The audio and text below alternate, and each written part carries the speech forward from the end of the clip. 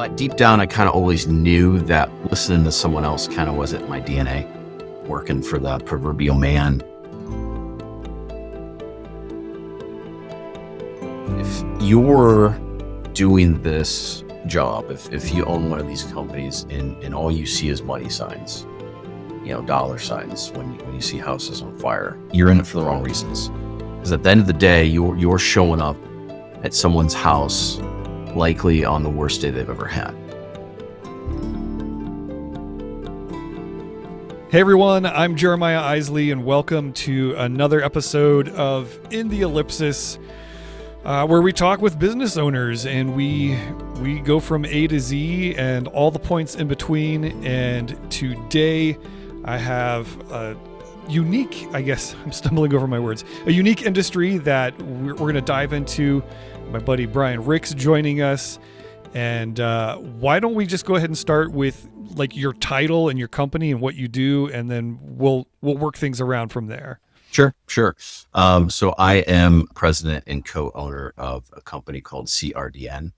It is a restoration company.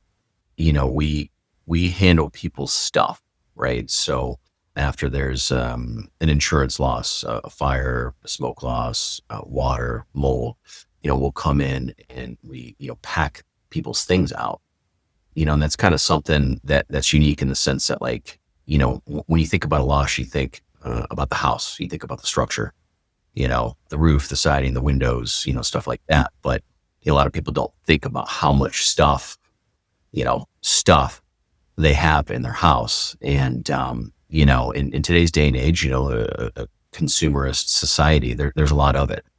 And, the way that insurance works is, things are always a repair versus replace.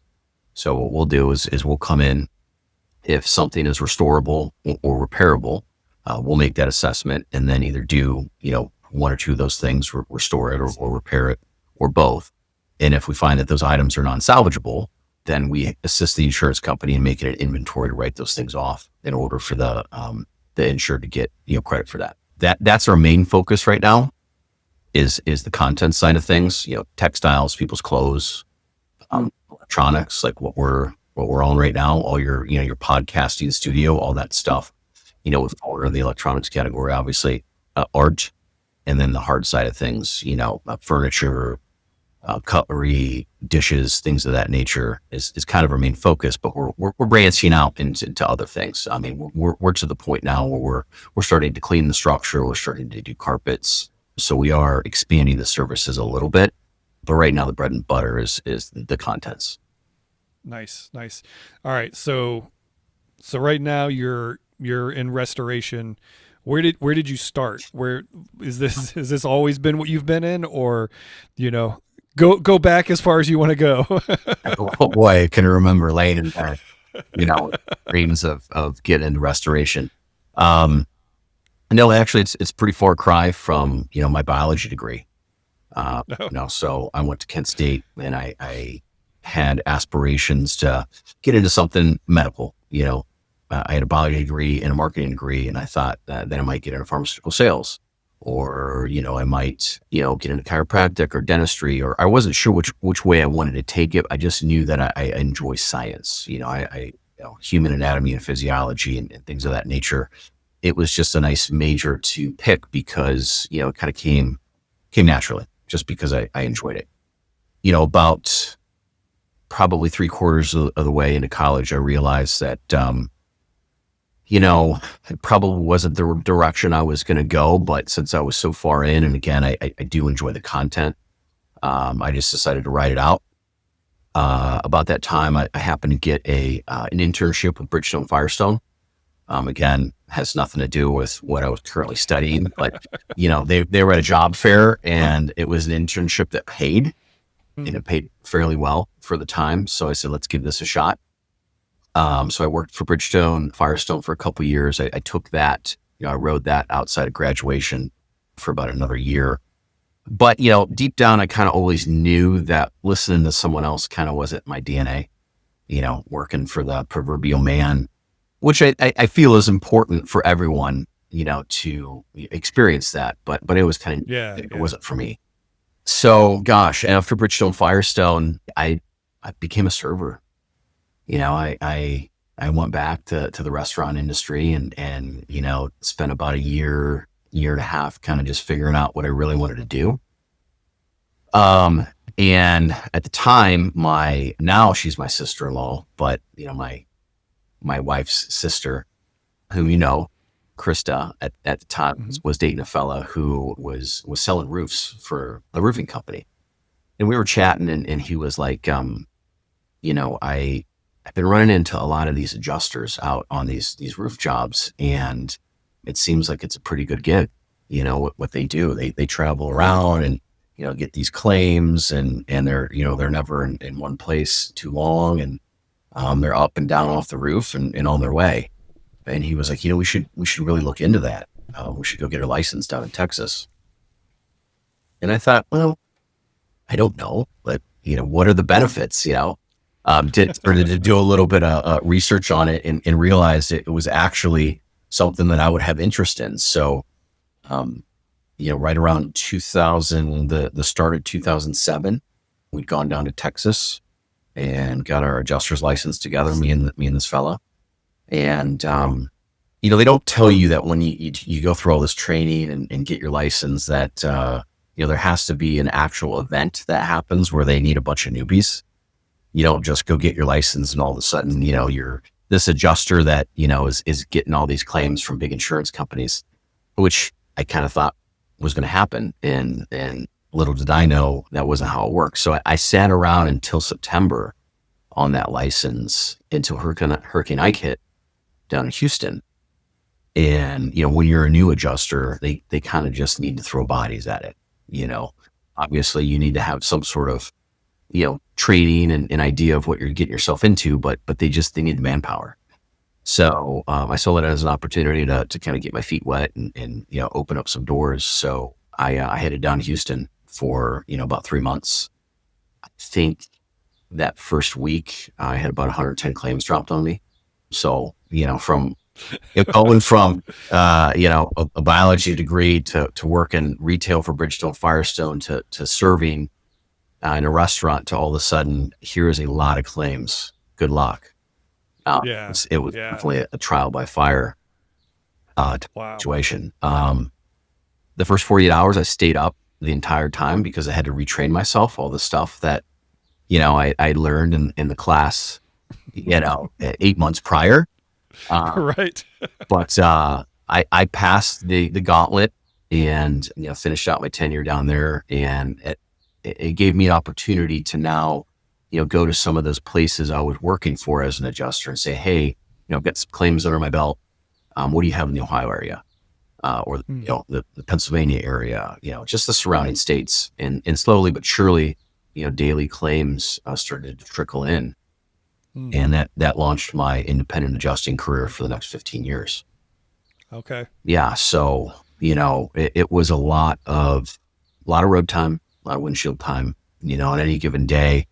I could start my day in Cleveland and in Indianapolis. Mm. So a lot of logistics, a lot of planning, a lot of scheduling. But, the nice thing about insurance is it's pretty much, it's recession proof. It's political proof. It's kind Yeah. of proof, It's a little insulated out of the economic, Yeah. fair weatherness of it. Right. Yeah. Right. So, Yeah. storms happen, houses burn down, hail comes, Right. irregardless of anything else that's going on in the world. So it treated me and my family very well for the time that I was doing it. But, I'm 44 now, and, carrying a 20-pound, 25-pound ladder up and down roofs and getting crawl spaces and just grinding like that, started to take its toll.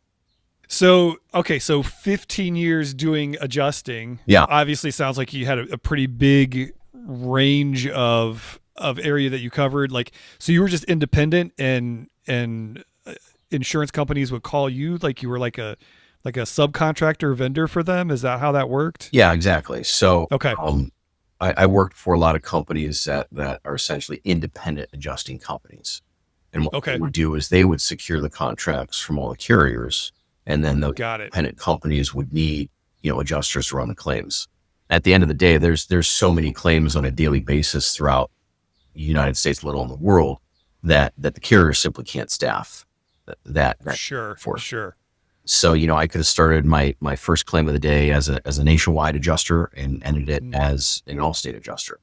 So it was wherever it was needed and whoever needed it is kind of how that worked. Yeah, yeah.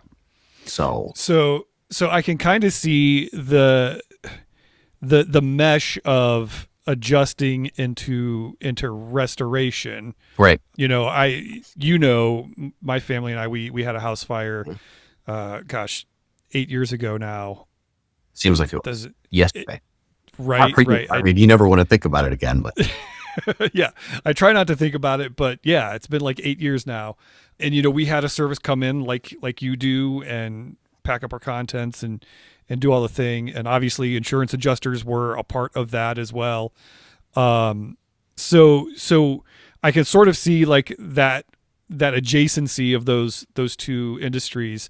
How did you get into this? Did you just decide one day, hey, I'm going to start a restoration company? Did you buy somebody out? Like, what was that step from, okay, I'm going to get out of the adjustment, and it sounds like it's sort of like a season of life, if you will, decision. right. Let's talk about a little bit of that decision and how you got into what you're doing now.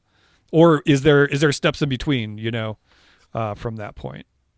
Well, and we may have to circle back to this, but let's Yeah. not forget that, somewhere peppered in between there, me and my wife had owned a gem and, Oh, okay.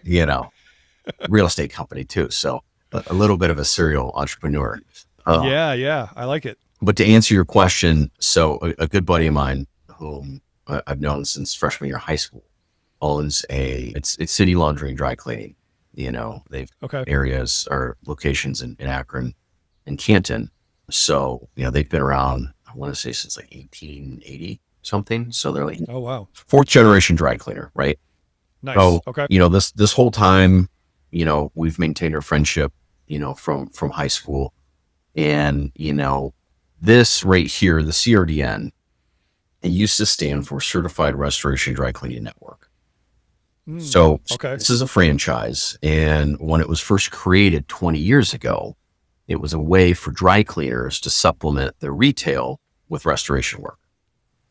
Oh, okay. So, this is just, it's not even an acronym anymore. It's just, because we do more than that. It's not, Yeah. Right. but to kind of tie it all together here, Jeff, who's also my business partner in this, knows a lot of the guys that have done CRDN over the years just from being in that world. Okay. And so about 3 years ago, one of the franchise that we bought, the local guy around here, there was kind of some rumblings that he was looking to sell.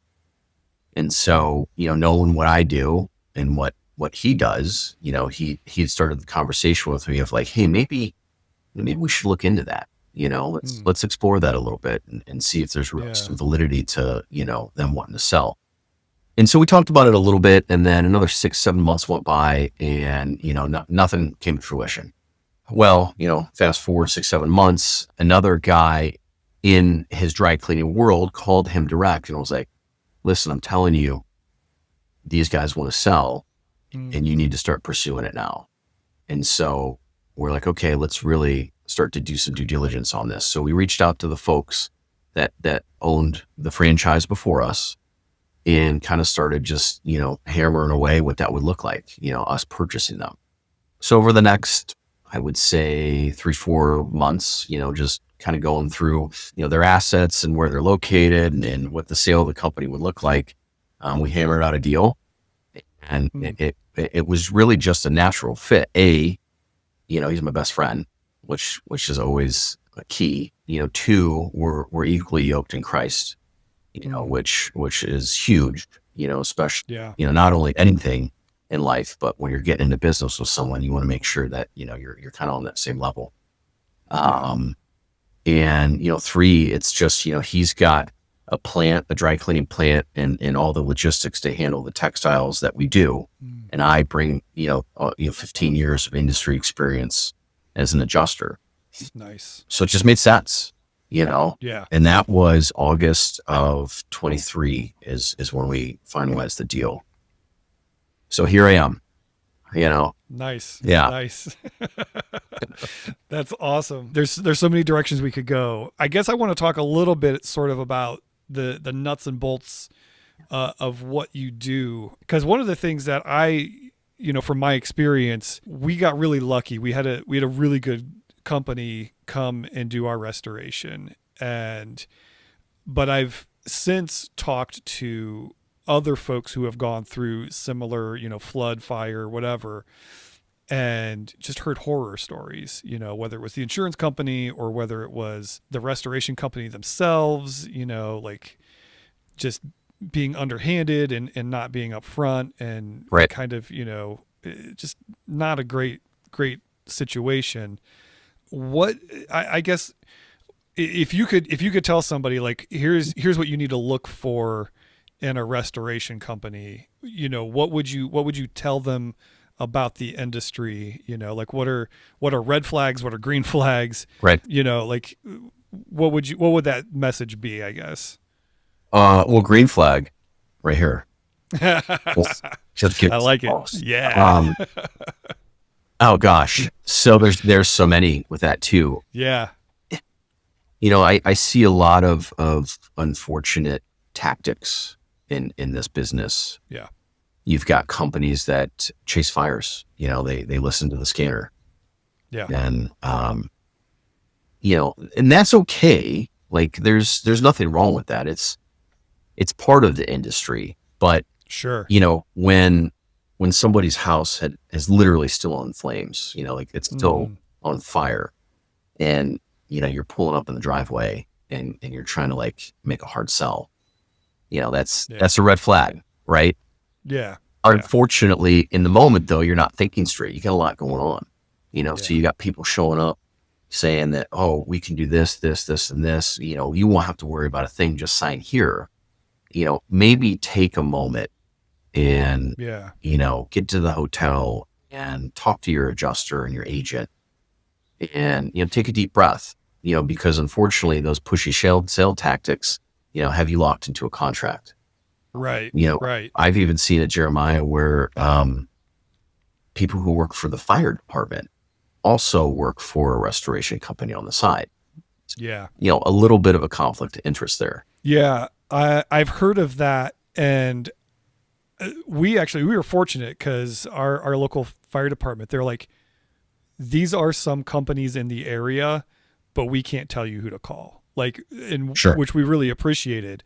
They're like, we can't say that. We're not doing that. We're not. Here's the list. Promoting. Make your own. Right. Here's a list. You should call one of them. Yep. But we can't tell you which one to do.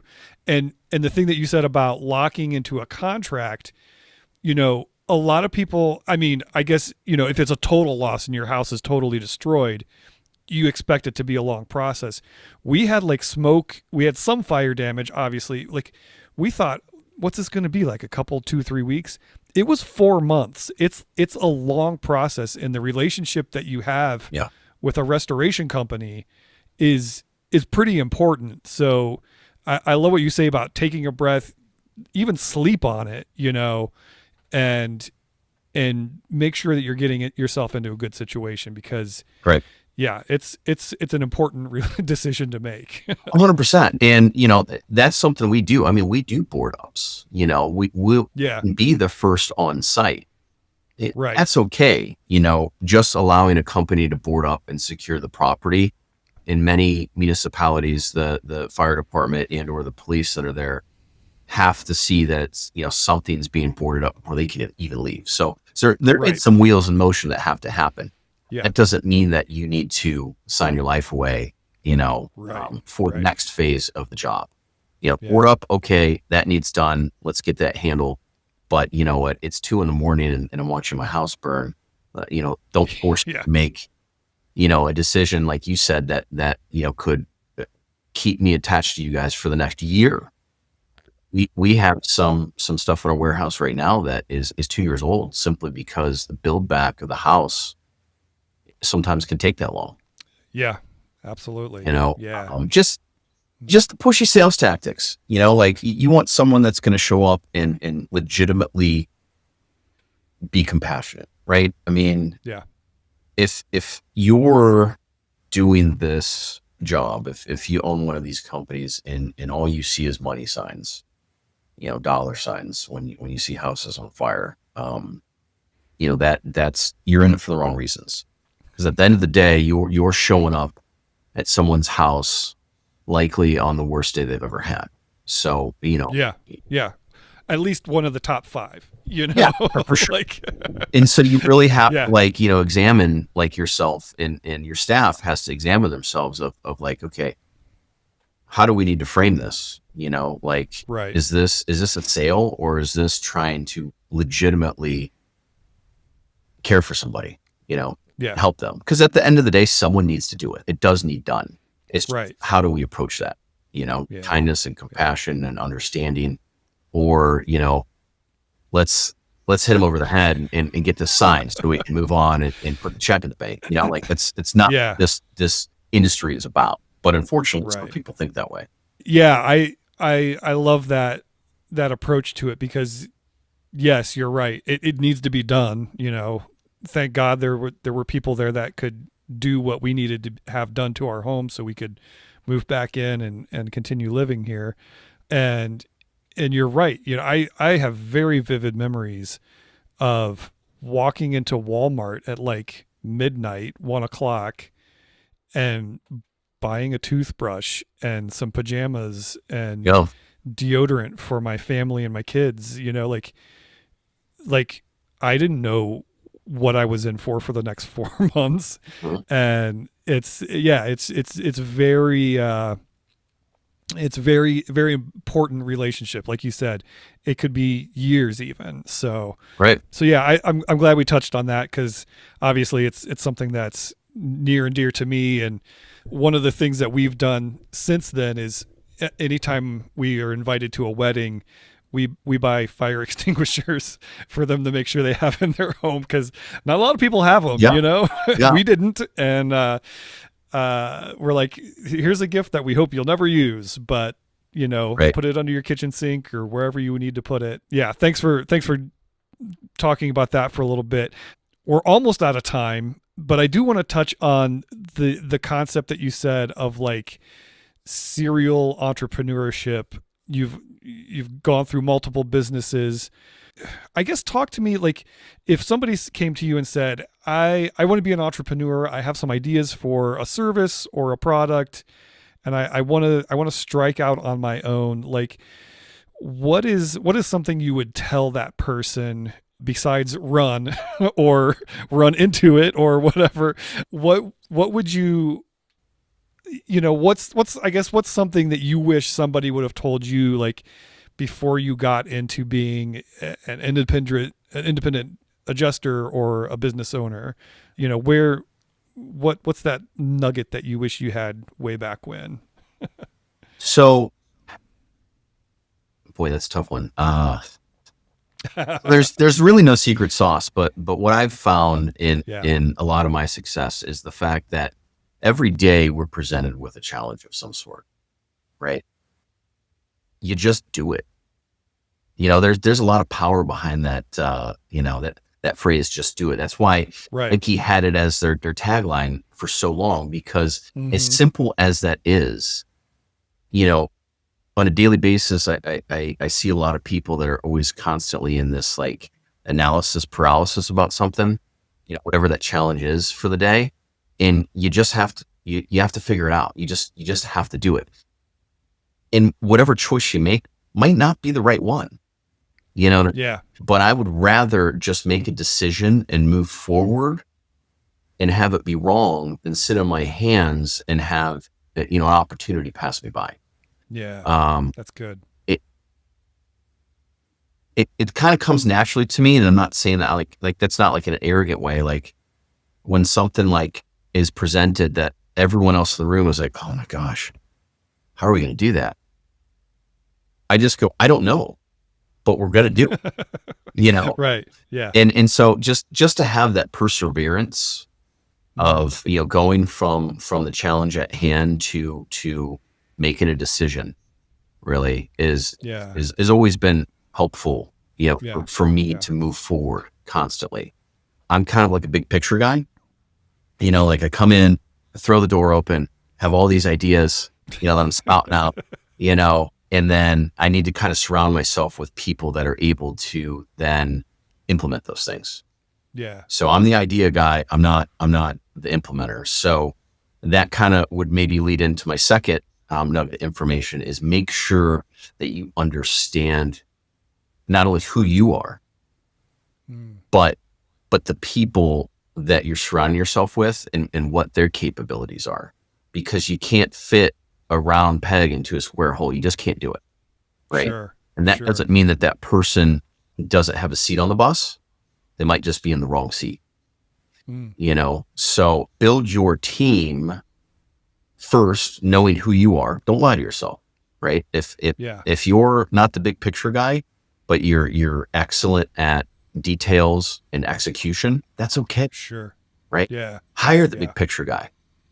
Yeah. You don't have to be the big title president, CEO, whatever it is. Hire someone that's smarter than you and make them the president. Right. So there is some tax to building your team too. Sometimes you have to take personality tests to make sure that if you're hiring an executive assistant, how does she marry up, or he, to your personality? And is it a good fit? So there is a little bit of data behind that as well. But just be very mindful in how you build your team. But that starts with being honest with yourself first. Nice. That's really good. Yeah, I think I liked what you said about everybody has a seat on the bus. Just make sure they're in the right seat. I call it, having your aces in their places. Yep. Like, in my industry, there are people that are really good at video editing, or people that are really good at graphics, or really good at, like I wouldn't hire a video editor to write copy for me. Like that's not what they're good at. So like, get those aces in their places, get them on the right bus seat. So I like that. Hey everyone, Jeremiah Isley here, your host of In the Ellipsis, with a quick reminder that we are powered by Crooked Path Productions.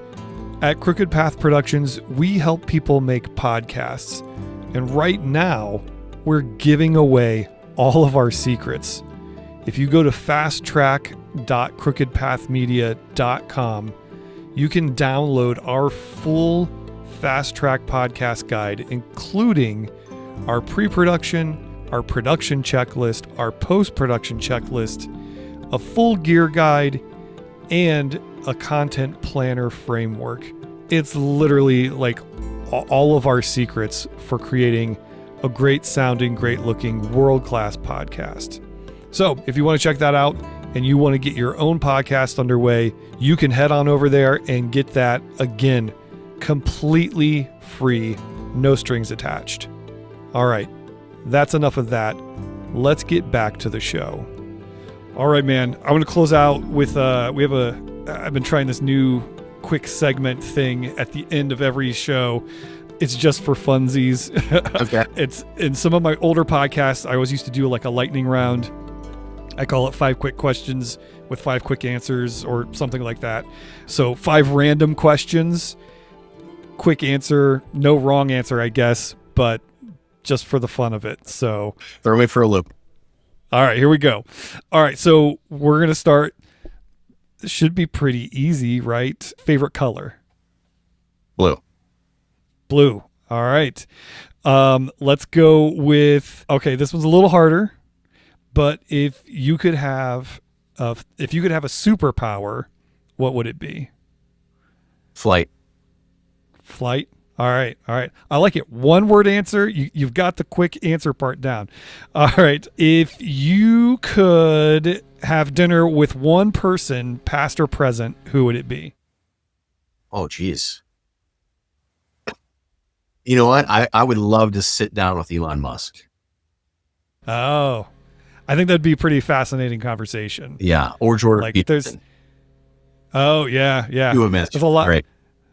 That's all right. You can have 2. There's no rules. It's All right, that was 3 questions, right? All right, what is your Chipotle order? Oh man, but it depends on how I'm feeling because I've got a burrito one and a bowl one. Let's go with the burrito. Okay, we'll go burrito. All right, so it would be white rice, both beans, steak, Okay. steak and chicken, like not halvesies, like the full thing. I like it. You know, I like it. queso, sour cream, cheese, corn, tomatoes, and a guac. So basically everything but the fajitas. That burrito is bursting at the seams. Oh, usually you go ahead and do another 600 calories because you're going to have another wrap on it. Yeah, right. You got to double tortilla. All right. Last one. This one might be even more out there than who you'd have dinner with. If you could invent a holiday, what would it be celebrating? Oh my. Invent a holiday. Like we just had like National Baseball Day, Right. right? Like it was like yesterday, I think, from time of recording. You know, we were just talking before the segment started about the season of life we're in and how, with parents and kids and all that can be, it wears on us sometimes. How about National you're 40 and still have young kids holiday? I don't know. I mean, you know what I mean? I would celebrate that very heartily. Yeah. I'm with you. Crazy season of life day. That's Yeah, I'll take it. Okay. I'll take it. Me too. All right. I think that was 5, right? That was 5. That was 5. Yeah. All right. Awesome. Well, before we go, tell people just, shamelessly self-promote yourself. How can people find you, your services? Throw it all out there. Yeah. So our website is CRDNOhio.com. If you ever wanted to call us, the number is 330-807-8072. Yeah. I never call it. So plus we have an 800 number too. So I got all the numbers to keep track of. Oh, gotcha. You can find me on LinkedIn, Brian Rick. And then that also links to my actual company, a LinkedIn page as well. Okay. We don't have like Twitter or, I don't even think we have a Facebook page, but yeah, LinkedIn, the website, give us a call, 807-7072. We'll basically do anything. I know that we had talked about, contents being our bread and butter, but there's several jobs that we're on right now that we're the GCs. You know what I mean? We're running the reconstruction and roofing, nice, and you name it. So there's no all job too big or small. Okay. But feel free to reach out if you need us, or if you don't, if you just want to chat. Yeah. Excellent. I love it. Well, we're going to wrap it up for right now. I'm Jeremiah Isley. We're powered by Crooked Path Productions. That's my company. We help people create podcasts just like this one. So if you have any questions about that, feel free. I'll put all of Brian's info in the show notes, all the links, phone numbers, all that stuff too, so you can find that there. If Brian said something today that really struck home with you, sharing this episode with somebody that needs to hear that is a great way to thank him for his time today. And I really appreciate all the 5-star and ratings and reviews and subscribes as well wherever you're listening or watching. So with that, Brian, thanks so much for coming on today. I really appreciate your time. Thank you, man. It was a pleasure. Absolutely. Until next time, I'm Jeremiah Isley, and you are in the Ellipsis.